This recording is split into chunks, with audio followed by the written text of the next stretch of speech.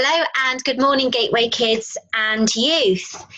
Now, hopefully you've already seen our video of our story today, which the puppets very wonderfully acted out for us. And if you'd like to read that story again, The Girl That Nobody Wanted, you'll be able to find it in the Jesus Storybook Bible. Now, we're going to have a little look at where that story is in our Bible timeline. So we're going to have a look at the Bible timeline that we normally look at on a Sunday morning when we meet together. And it'd be great if you could try and say the words along with me. And if you can try and show your grown-up where you think today's story falls in our Bible timeline.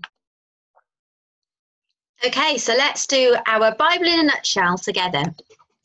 God made, man disobeyed, big flood, big family, heave ho, let my people go, through the desert sand, into the promised land, cycles of sin, judges called in.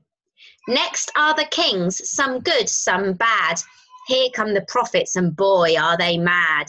Kicked out of their land, home safe again. God to earth, special birth. His son Jesus came to teach us. Sad day, glad day. Jesus departs. Spirit comes. Church starts. Lessons and letters. Future look. So ends the Bible, the greatest book. So did you spot where our story from today falls in the big story of the Bible? We've been learning in Gateway Kids about God creating his big family, just like he promised to Abraham. And today's story was another part of God making a big family. So when Leah and Rachel became the wives of Jacob, they were part of that big family. And Jacob was the son of Isaac and the grandson of Abraham. So let's have a think about how we might be able to dwell in the story and explore it a bit more today.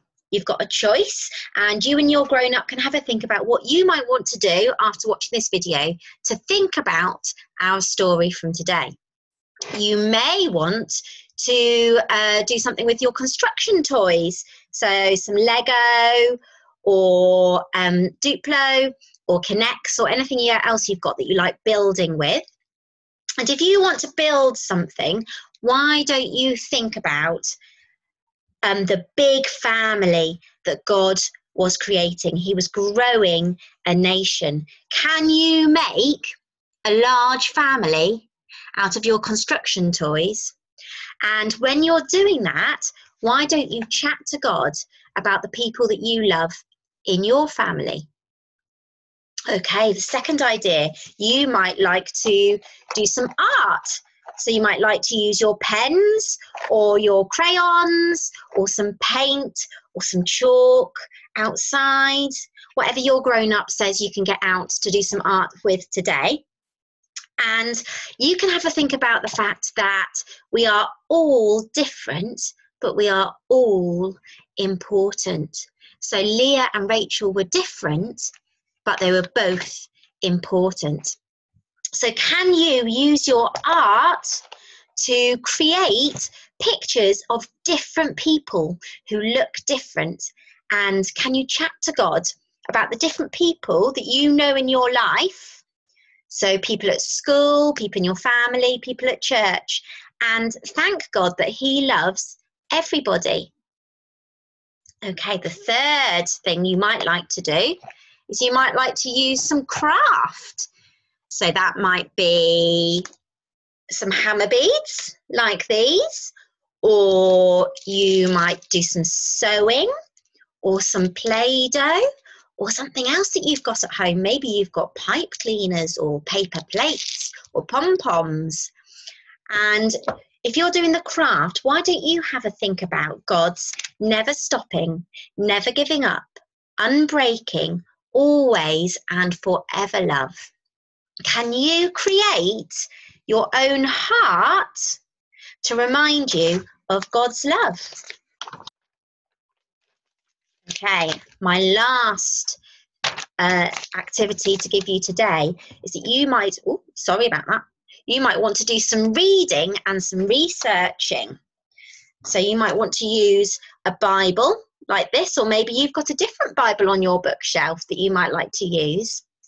And you can have a think about the fact that God gave Leah a really important part to play in his promise to Abraham to make a big family, and his big story of the whole Bible. Because if you remember from our story, Leah's child had another child who had another child who had another child, and it went on and on and on and on and on until the King of Heaven, the Prince of Heaven, was born. And I wonder if you know who that might be. So Leah played a really important part in God's plan of the whole Bible. So I wonder if you could use your Bible to find some more promises that God has made and ask God to help you think about what part you can play in his big story. Okay, you might have a different idea of what you'd like to do to explore the story that we've heard today, or your grown-up might have a different idea.